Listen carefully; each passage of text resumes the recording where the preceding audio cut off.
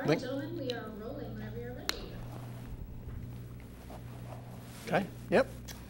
Senator David Holt, you are the chairperson for Marco Rubio for the state. Talk a little bit about what makes you want to support Senator Rubio. Sure, absolutely. Well, I mean, first of all, to me, he's right on the issues. He's right on free market and limited government issues, which is where I am. He focuses on good governance, foreign policy, free market issues. You know, he's a conservative like I am. But there's, there's a variety of candidates in the field, of the Republican field, who probably feel the same way as he does about the issues. So it's important to check that box, but there's some other qualities about him that I think make him unique and why I would pick him above others. And those include his incredible ability to communicate. He communicates what are traditionally thought of as conservative values, but in a way that can actually kind of convince people and bring them to the cause. I mean, that was the gift that Ronald Reagan had. I mean, the man won 49 states and is considered, but is still considered one of our more conservative presidents of modern times. And that's because he was always able to, articulate it, relate it to people, and really communicate how free market principles are what make America great and what could make your life great if you fully embrace them. So I love that about him.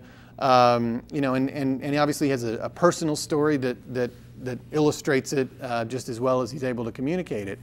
And then finally, I think, again, kind of unique in the field, his preparation and knowledge is really remarkable. I mean, when you watch the debates, it comes through in every answer. He's just, I call him the adultiest adult in the room, in those debates. I mean, when you look at that stage, there's several people that are just kind of clowns. And then there's several people that are mature leaders, but he rises even above all of those. And I would be proud to call him president, and I can imagine him as president, and imagine him as the kind of an exciting young president in a way that no one else in the field on either side, Democrat or Republican, illustrates. So, I mean, to me, it's kind of a no-brainer at this point. I mean, I got on board back in September, but I'm really glad I did, because for sure I would be just as hard charging now, even if I'd waited a little bit longer, because as the debates and the process have developed, it's become very obvious that he's my kind of Republican, and I'm excited to be his state chair. What's been the reaction from people that you've talked to about Senator Rubio around the state? And people seem pretty receptive. Do they think he fits in with Oklahoma and conservative? I think so. The field has been the biggest in a generation, or maybe ever, for the Republican Party. And so what I've generally found, is that people are just kind of open-minded about the whole field and have very little commitment to any particular person, even at this stage. We're a month away from the presidential primaries as we sit here. There still seems to be, a lot of interest in all the candidates. But no, I haven't run into a lot of folks that I consider rational who have said they wouldn't want to consider Marco Rubio. I mean, he entered as a Tea Party favorite. His voting record has been very conservative. I mean, there is virtually no daylight between he and other candidates in the field, like Ted Cruz, who also serves in the Senate, in terms of conservative issues. I think people are intrigued. I mean, obviously, he's not from, our immediate region. So, I mean, anybody like a Ted Cruz who's from Texas is going to have some sort of natural sort of geographic draw. But, I think Marco is going to catch on by the time we get here, and we've got 4 more states before Oklahoma, and that will define a lot of how things go. But I will say this, I mean, we've had already the endorsements from Senator Jim Inhofe, endorsements from Congressman Mark Wayne Mullen, endorsements from the Secretary of Agriculture, Jim Reese. Now we're up to 19 legislators, including myself. That's the most of any candidate. So, I mean, clearly there's been a very receptive interest in Marco's candidacy here. Oklahoma's known as a conservative state, deep red state, but as a lifer, somebody that's lived in this state all your life and you know it very well, how many different shades of red do you think they are, and how would you define them? Sure. Well, I see it, even in the legislature, which is, sort of a petri dish of the state as a whole. We've got these overwhelming conservative majorities. Presidential politics, we haven't voted for a Democrat since Johnson in the 60s. So, there's this sort of stereotype that we're very, very red, and we are. red in the modern sense. 100 years ago, we would have been considered very red, but that was because we would have been socialists. You know, I mean, Oklahoma has definitely changed, but that's good to allude to because that sort of populist underpinning is still there, you know, from those early days. And so, yeah, you find a lot of urban Republicans tend to be more focused on fiscal issues and free market type issues, and then I think you tend to find a lot of rural Republicans might be more focused on social issues. And so, yeah, there's a lot of shades of red in there in terms of what our priorities are and the way we see the role of government.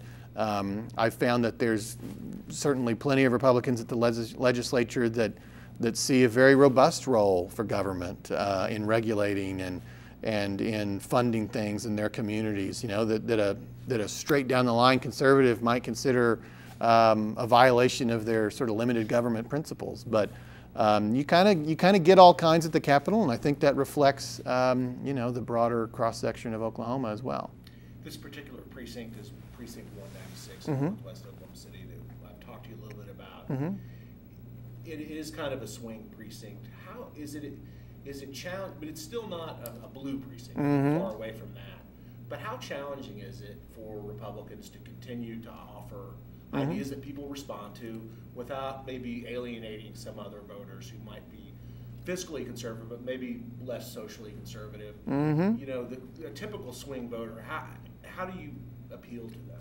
Well, what you're describing is a dilemma that you're seeing the candidates at the national level deal with. You know, how do you get the nomination and still win the general? Have they now become so divorced from each other that you can't do both? You know, and we're about to find out. I mean, as we sit here, two candidates, Cruz and Trump, are leading in most polls as the top two candidates, with Rubio usually third. And, you know, by any objective standard or standard from just political experience, those top two candidates, Cruz and Trump, are completely unelectable in November. They'll win Oklahoma if they were the nominee, but they will not become the president. And yet they're saying, you know, what a lot of primary Republican voters want to hear. So, you know, you face that same challenge in a Belle Isle neighborhood. You know, you got to win whatever you're running for, whether it's the state Senate or the state House. You know, you got to win your primary, but then you got to win the general. And I mean, I think you've seen some interesting dynamics play out even in just that precinct in local politics in the last couple of elections. Look at, you know, Senator Irvin Yin versus, at the time, he wasn't the senator yet, but at the time versus Steve Kern in a primary runoff there. You know, two Republicans, but very different in many ways. And Irvin Yin emerged victorious, and then he was able to secure the general election victory. Then you look at the fact that the House seat went Democratic in the most recent special election. You know, with weird dynamics in the Republican primary of sort of a limited government conservative running against a social conservative. The limited government conservative wins. The social conservative, some of his supporters support the Democrat despite the limited government conservative. You know, and all of these things that are really kind of allegories for what's going on at the national level have happened in that community, and it's led to interesting results where you have a Republican senator and a Democrat House rep. And I think these are the challenges that people running, particularly in inner city type environments, are going to continue to have in Oklahoma, because there is an evolution happening there particularly. I mean, that's where you know, young people are starting to settle. They're not so sure they're wanting to be in the same party as a Ted Cruz and a Donald Trump, so they're a little put off by that. And those of us trying to be, you know, good government, limited government, free market conservatives, you know, have to thread that needle to be electable both in the primary and in the general. It's a fascinating dynamic, and it may be a dynamic that ultimately tears the Republican Party apart by the end of this calendar year, which is a scary thought. But with Donald Trump at the top of the ticket, that's what we're talking about right now. When you talk, because you're an urban senator, mm-hmm. Mm-hmm. does that change how you campaign? When you I'm sure you pay attention to the fact that Cindy Munson won that. Mm-hmm. I know this precinct is not in your district. Right, I'm close. I'm a few miles away. It's similar to probably several precincts in your district. Yeah. Does it change the way you campaign, or when you think about how you want to reach voters and your messaging and things like that? Do you examine those trends or not? Well, I think the best strategy is to simply run where you are most aligned with the people you represent, rather than, you know, try to be whatever it is you think they want you to be. I feel very fortunate to be serving a part of the corner of the world that I think thinks like I do and is focused on relevant issues. But yeah, if you wanted to win in an area like that, I would, and you were, you know, sure what you stood for or what you wanted to campaign on, I'd say, look, these people want to run, they are center right. They are probably limited government, free market, conservatives generally. But they want to talk about relevant issues. You know, they want to talk about issues that the state government actually affects, like jobs or education. You know, that is what I think matters in the cities right now. I think they want to hear about what you're going to really do. And I think they want you to be honest if it can't be done. But whatever the case, they want you to be talking about what really matters. You know, pocketbook, kitchen table issues, whatever the old phrases are. I think we lose when we talk about issues that we really can't affect or issues that don't seem terribly relevant. This comes up every year about this time when bills are filed in the legislature and all these kind of issues come up. And it's not that you necessarily disagree with the stance taken by the legislator in filing a bill, but you kind of often ask yourself, is that even important? You know, is that where your priorities are? You know, if that's what you want to spend your finite energy on at the Capitol, I'm not sure I can be a part of that, you know, because that's just not in my top 50 of issues, you know. I think I find urban Republicans asking themselves that question a lot.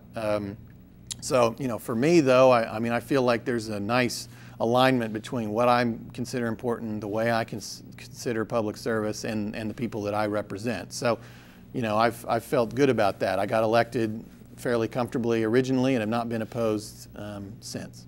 And it's really a lot of retail politics. I mean, you got to knock on doors. Well, and that's a big part of it too. I mean, you know, people will vote for people they don't agree with if they think they're their friend, they know them. You know, I mean, how often have you felt that way? You know, I don't really, I'm not even the same party as that person, but I know them, you know, so I'm going to vote for them. And yeah, the door knocking is incredibly important at that level.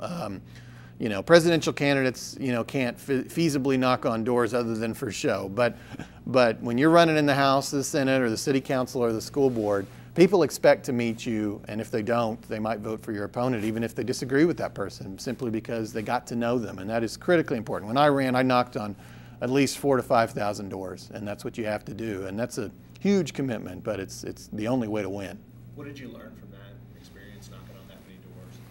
Oh, I mean, you know, good things, bad things. I mean, you know, you don't always, it's remarkable how rude people can be, you know, to somebody who's out there trying to serve them, you know, but, so you learn that side of life, but you also learn, I think you learn, you know, what's really driving people and what's really important to them, and you learn about their lives, and you learn about your own community. I mean, when you run for office, I was raised, you know, I was born down at what is now OU, but so I can't say I was born in my district, but I was brought back there just as quickly as possible. And that's where I was raised, that's where I went to school.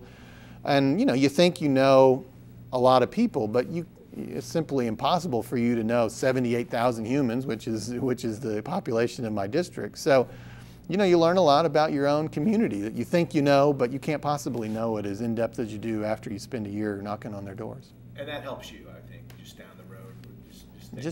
Well, I hope it makes you a better person, you know. It's a great, you know, every candidate should have to go through a race in their life, you know, where they do that. Some of the candidates jump in at a higher level, and so they actually never really kind of go through that. But no, I think it's an important part of political life, because even if you never run for an office at that level again, so you never really knock on doors with that kind of determination over the course of many months, it'll always be with you, and I think that's important. Last question. Yeah. You mentioned Cindy Munson's district, and there was another Senate district that Democrats won. Do you see any kind of trend towards just an overall trend in the state, whether we're becoming more purple, or is it just... Well, you know, there's so many, I know too much about those races, you know, and maybe sometimes you know too much and it's hard to write a narrative because you know too many idiosyncrasies about something. It's almost better to look at it from the historian's perspective. But, you know, in both of those races, there were some really unique things. There were really good Democrat candidates who worked really hard, who really de-emphasized their party. you know, and so there were some issues there just in terms of just a straight campaign strategy that had nothing to do with kind of where they stood on the issues that gave them ultimately the upper hand. But I think there's also an element of what I was talking about earlier of making sure you're focused on relevant issues. I think particularly the election in Owasso, you know, I think the two candidates were speaking a different language, and the candidate who won was speaking the language of real life and what really matters to people. And I think that's something we as a party and we as, frankly, all elected officials have got to stay focused on, you know, and talk about what really matters and work on what really matters. If you look at the bills I file at the Capitol, I hope that every one of them, you'll say, I can see empathy for real life here. You know, I can see that this person is trying to make Oklahoma a better place and isn't just trying to get themselves on the Daily Show next week. Thanks, David. I appreciate it. Sure. Thank you. That's it, Paige. We're done. We may be alone here. I don't know. The union rules kicked in at 5:45. Yeah, we're not union. I know. Is Senator Rubio you think he'll make it back to Oklahoma before the primary? I think so. I think we're headed in that direction. It'll probably be the week before, you know, the